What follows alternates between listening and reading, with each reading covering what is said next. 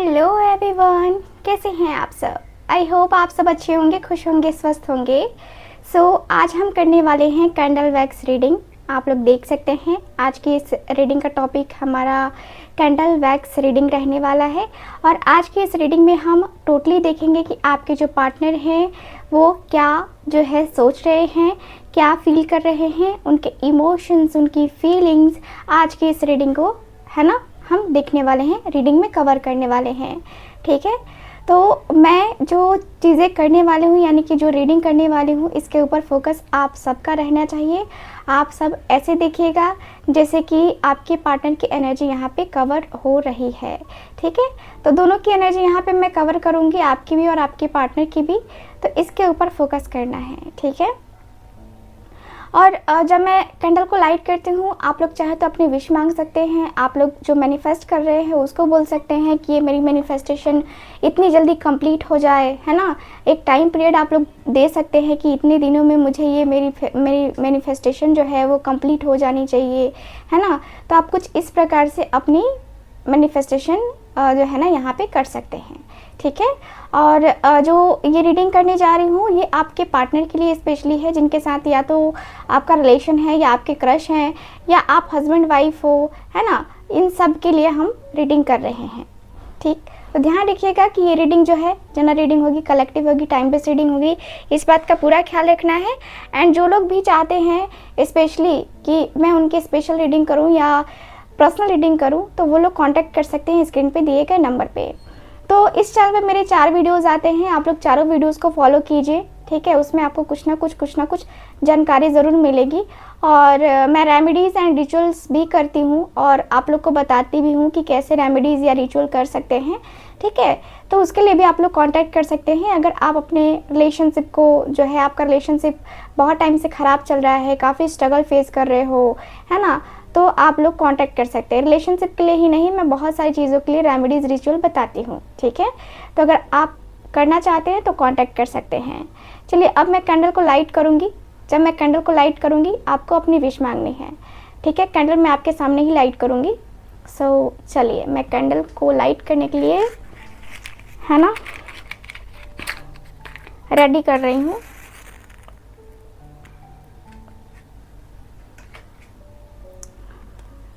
Okay, आप लोग अपनी विश मांग सकते हैं अब। ओके, आप लोग अपनी कोई भी विश मांग सकते हैं। आप लोग इस कैंडल के लाइट के ऊपर फोकस कीजिए, लॉक के ऊपर फोकस कीजिए आप, और आप लोग मांग सकते हैं यहाँ पे कोई भी अपनी एक विश।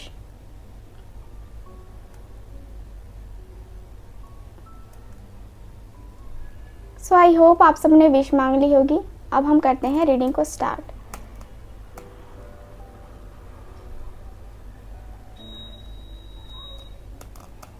डिवाइन प्लीज हमें गाइड करें।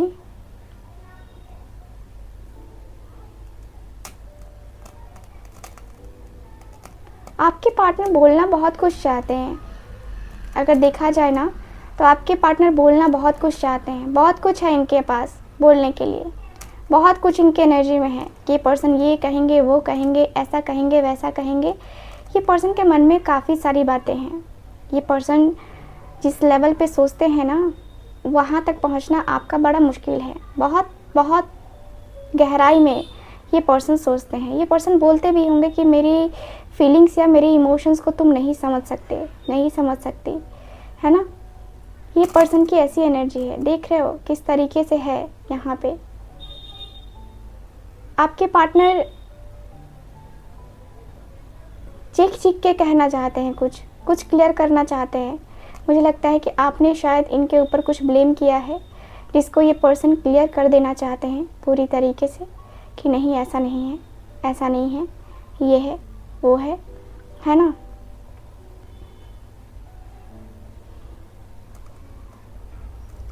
आपके पार्टनर को स्पेशली ऐसा फील होता है, मतलब एक अकेलापन, एक खालीपन फील होता है।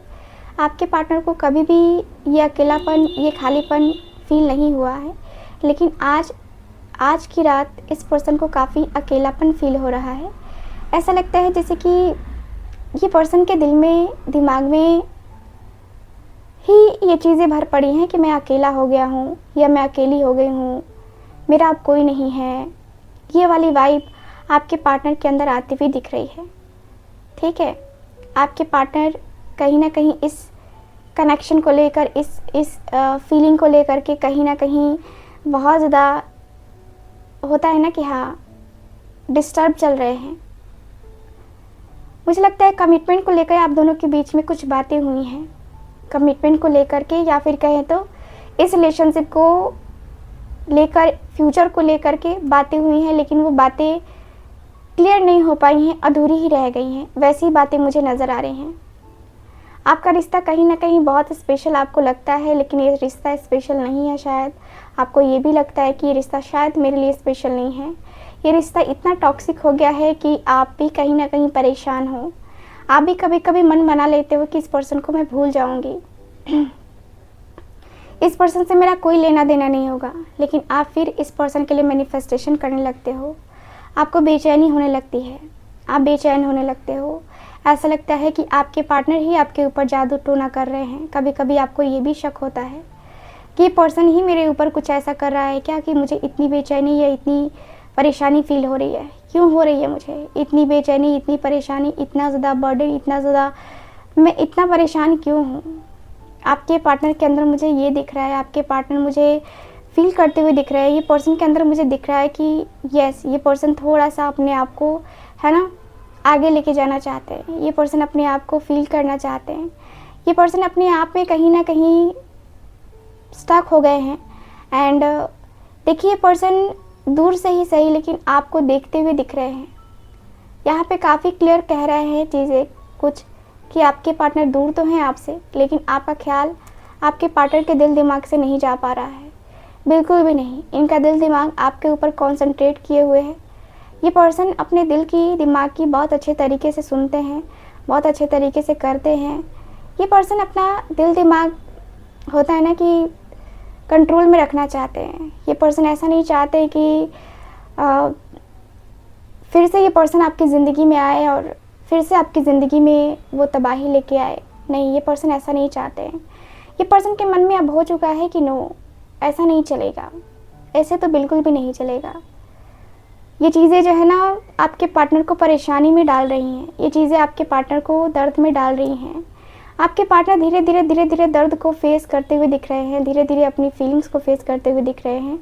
धीरे धीरे कहते हैं ना कि ज़िंदगी में चीज़ें जो होती है ना, वो आती रहती हैं। धीरे धीरे ज़िंदगी में बदलाव आते रहते हैं, तो बदलाव को एक्सेप्ट करना चाहिए। आपके पार्टनर को ऐसा लगता है।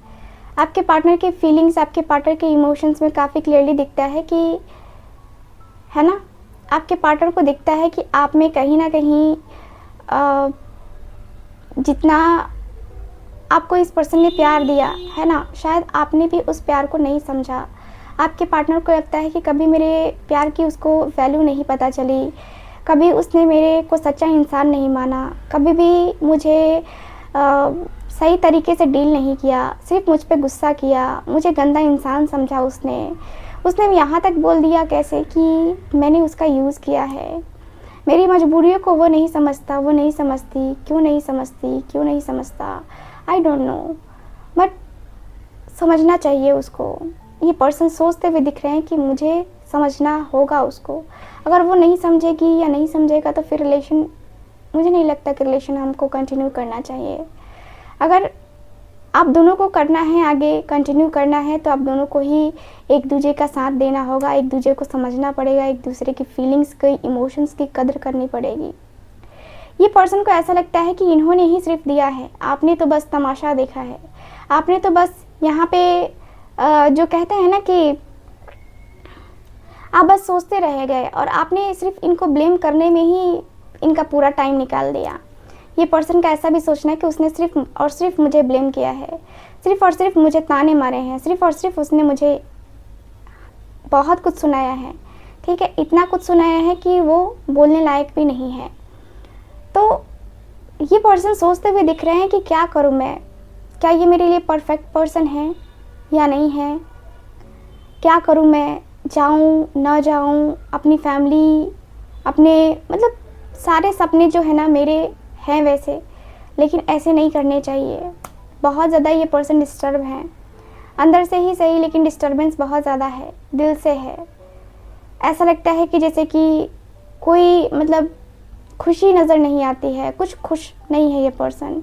अंदर से जो है दुखी मन है, दुखी होते हुए ये पर्सन मुझे दिख रहे हैं। ऐसा लगता है जैसे ये पर्सन का जो अधिकतर टाइम है वो ऑफिस में गुजरता है, क्योंकि ये पर्सन नहीं चाहते हैं कि पर्सन आपको याद करे, आपसे जो है कोई हमदर्दी या आपसे कोई उम्मीद रखे। ये पर्सन की उम्मीद भी टूट चुकी है आपसे। ये पर्सन को लगता है कि अब जो है आप जो है वो नहीं हो जो ये पर्सन पहले आपको सोचते थे या पहले जिस तरीके से आपको देखते थे।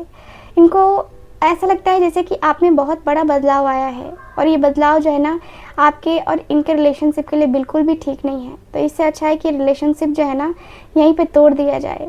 आपके पार्टनर को लगता है कि रिलेशनशिप यहीं पे तोड़ दिया जाए, यहीं पे ख़त्म कर दिया जाए और यहीं से अपना जो है ना मूव ऑन करने की शुरुआत की जाए, क्योंकि आपके पार्टनर बोलते रह गए लेकिन आपने कुछ उनकी बातें नहीं सुनी हैं।